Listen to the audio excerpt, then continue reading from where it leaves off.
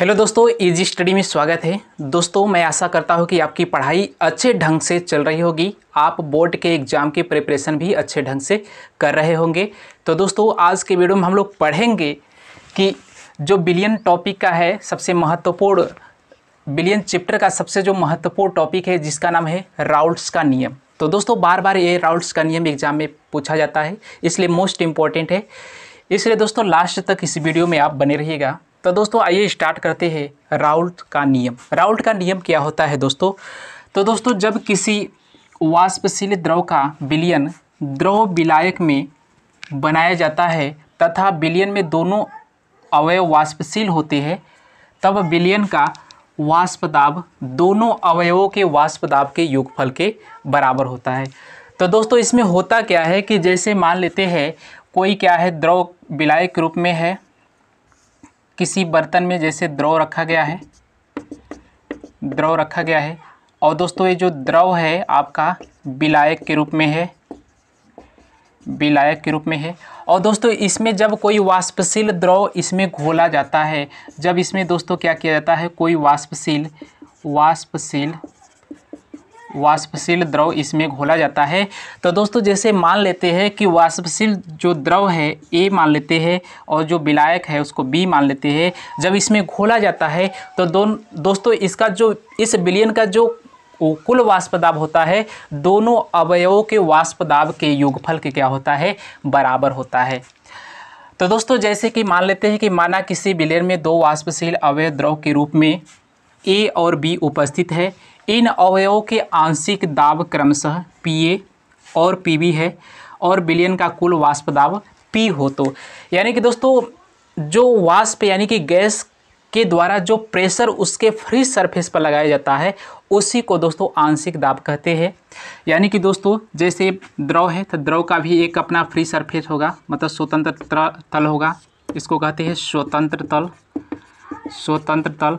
इस स्वतंत्र तल पर दोस्तों जब द्रव वाष्प अवस्था में परिवर्तित होगा तो इस फ्री सरफेस पर एक दाब आरोपित करता है। इसी दाब को दोस्तों कहा जाता है वाष्प दाब कहा जाता है।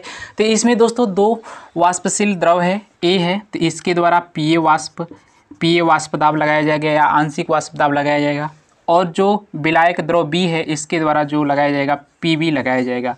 और दोस्तों, अगर इस फ्री सरफेस पर कुल वाष्प दाब देखा जाए तो दोस्तों कुल वाष्प दाब अगर P मान लिया जाता है तो यहाँ से P बराबर दोस्तों हो जाता है Pa और प्लस Pb हो जाता है। कुल वाष्प दाब यानी कि दोनों घटकों के आंशिक वाष्प दाब के योगफल के बराबर होता है।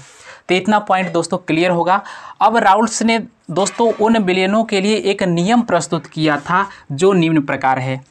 एक निश्चित ताप पर विलयन में उपस्थित किसी वाष्पशील अवयव का आंशिक वाष्प दाब उस अवयव के मूल प्रभाज के समानुपाती होता है। यानी कि दोस्तों, जो राउल्ट्स ने अपना नियम दिया था, उसने बताया था कि एक निश्चित ताप पर टेम्परेचर को फिक्स कर दिया जाए, उस स्थिति में विलयन में उपस्थित किसी वाष्पशील अवयव का जो आंशिक दाब होता है, आंशिक वाष्प दाब होता है, उस अवयव के मूल प्रभाज के समानुपाती होता है।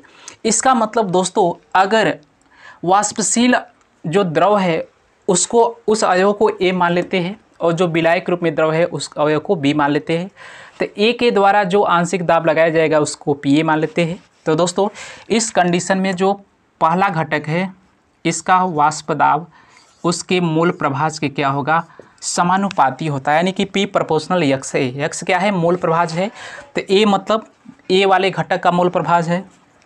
तो दोस्तों, यहाँ से अगर समानुपाती चिन्ह हटाएंगे तो एक कांस्टेंट मिलता है P0A XA। और इसी तरह दोस्तों, अगर B वाले द्रव का अगर निकाला जाए तो यहाँ से Pb समानुपाती होता है XB, और यहाँ से समानुपाती चिन्ह हटाएंगे तो दोस्तों हो जाता है P0B XB। अब दोस्तों, जहाँ दोस्तों Pa0 है, शुद्ध अवस्था में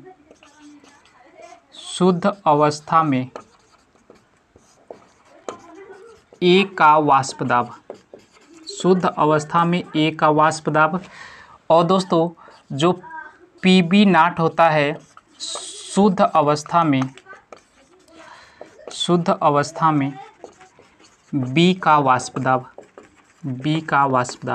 होता है। अब दोस्तों यहाँ से अगर निकालना चाहे कुल वाष्प दाब कितना हो जाएगा, तो दोस्तों समीकरण 1 में PA और PB का मान पुट करेंगे। तो यहाँ से दोस्तों बिलियन का कुल वाष्प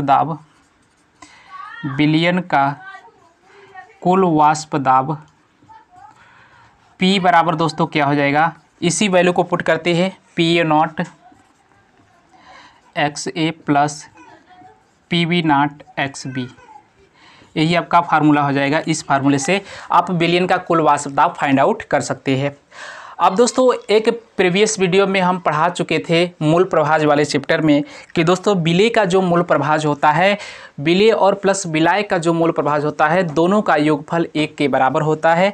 यानी कि दोस्तों अगर मान लिया जाए चूँकि XA का मूल प्रभाज मतलब पहले वाले घटक का वाष्प दाब और दूसरे वाले घटक का पहले वाले घटक का मूल प्रभाज और दूसरे वाले घटक का मूल प्रभाज, या ऐसे भी दोस्तों दिखा सकते हैं विलेय का मूल प्रभाज प्लस विलायक का मूल प्रभाज, इन दोनों का योग कितना होता है, 1 के बराबर होता है। प्रीवियस वीडियो में दोस्तों पढ़ा चुके हैं मूल प्रभाज वाले चैप्टर को, अगर नहीं देखे हैं तो वहाँ पर आप देख सकते हैं, अपने कॉन्सेप्ट को क्लियर कर सकते हैं।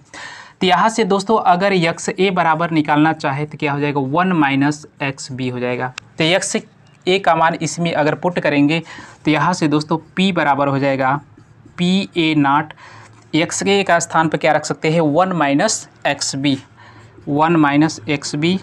Plus PB not XB। तो दोस्तों यहाँ से हो जाएगा P बराबर, अगर मल्टीप्लाई दोस्तों करेंगे तो PA not minus PA not XB और प्लस PB नॉट XB। तो दोस्तों यहाँ से P बराबर लिख सकते हैं, इसको पहले इसको बाद में भी लिख सकते हैं, तो PA not plus PB XB और माइनस PA नॉट XB। तो दोस्तों यहाँ से एक फार्मूला मिलता है PA नॉट, इसमें दोस्तों कामन क्या है, XB कामन है, तो XB अगर कामन ले लेंगे तो दोस्तों हो जाएगा PB not minus PA not. यही दोस्तों क्या हो जाएगा, बिलियन का कुल वाष्प दाब का फार्मूला हो जाएगा। बहुत ही मोस्ट इंपॉर्टेंट है दोस्तों, इस फार्मूला से भी आप निकाल सकते हैं। अगर किसी दो घटक है बिलियन का, दो वाष्पशील घटक का पहले का शुद्ध अवस्था में वाष्प दाब दिया है और फिर मूल प्रभाज दिया हो, और दूसरे बिलियन का शुद्ध अवस्था में वाष्प दाब और उसका मूल प्रभाज दिया हो, तो इस फार्मूला से। और दोस्तों अगर किसी एक घटक का हमें अगर मूल प्रभाज पता है तो दूसरे घटक का मूल प्रभाज निकालने के लिए एक में से घटा करके लिख करके इस वैल्यू को पुट करके आसानी से आप निकाल सकते हैं। अब दोस्तों यहाँ पर आइए देखते हैं, अब इसके बीच का जो ग्राफ है उस ग्राफ को कैसे खींचते हैं, आइए इसको भी देख लेते हैं। यहाँ पर इतना पॉइंट दोस्तों आपको क्लियर हो चुका होगा। वाष्प दाब और मूल प्रभाज के बीच ग्राफ को ड्रा अगर करना चाहे तो दोस्तों यहाँ पर ले रहे हैं वाष्प दाब और यहाँ पर दोस्तों मूल प्रभाज, वाष्प दाब और यहाँ पर मूल प्रभाज। तो दोस्तों शुद्ध अवस्था में जैसे मान लेते हैं कोई घटक A है वह शुद्ध अवस्था में है, तो उसका जो दोस्तों मूल प्रभाज हो जाएगा XA के बराबर 1 हो जाएगा। यानी कि शुद्ध अवस्था का मतलब दोस्तों होता है 100%। कोई भी चीज़ वस्तु अपने आप में 100% होता है तो शुद्ध अवस्था में होता है। 100% का मतलब होता है 1। और दोस्तों तो A अगर शुद्ध अवस्था में है तो यहाँ पर B का मान क्या हो जाएगा 0, XB बराबर 0। इसी तरह से दोस्तों अगर B वाले घटक को 100% शुद्ध मान रहे हैं तो यहाँ से XB बराबर 1 हो जाएगा और XA बराबर दोस्तों क्या हो जाएगा 0 हो जाएगा। तो इस कंडीशन में दोस्तों अगर ग्राफ को ड्रा किया जाए तो यहाँ से दोस्तों समझने का प्रयास कीजिएगा। अगर दोस्तों जो वाष्प दाब है, अगर इस मूल प्रभाज यानी कि जैसे जैसे हम इस वाष्प दाब को बढ़ाएंगे यानी कि उसका मूल प्रभाज उतना ही ज़्यादा होगा। यानी कि दोस्तों जो इसका वाष्प दाब है कब अधिक होगा, जब XA बराबर 100% मतलब प्योर अवस्था में शुद्ध अवस्था में होगा कोई भी द्रव का घटक, तो उस स्थिति में वाष्प दाब सबसे अधिक होगा। पुनः जैसे जैसे उसका मोल प्रभाज क्या होगा, घटता जाएगा, तो उसका वाष्प दाब क्या होगा, घटने लगेगा। तो शुद्ध अवस्था में जैसे मान लेते हैं इस पॉइंट पर इसका वाष्प दाब क्या है, मैक्सिमम है, तो इसको दोस्तों दिखाएंगे PA0। और जैसे जैसे दोस्तों इसका वाष्प दाब क्या होगा, घटना स्टार्ट होगा, तो इसका मोल प्रभाज भी दोस्तों क्या होगा, घटना स्टार्ट होगा। यानी कि दूसरे पॉइंट पर घट करके यहाँ तीसरे पॉइंट पे यहाँ इस तरह से दोस्तों घटता जाएगा। तो एक कंडीशन ऐसा है, घट करके क्या हो जाएगा, मोल प्रभाज 0 हो जाएगा। पहले घटक का मोल प्रभाज क्या हो चुका है, 0।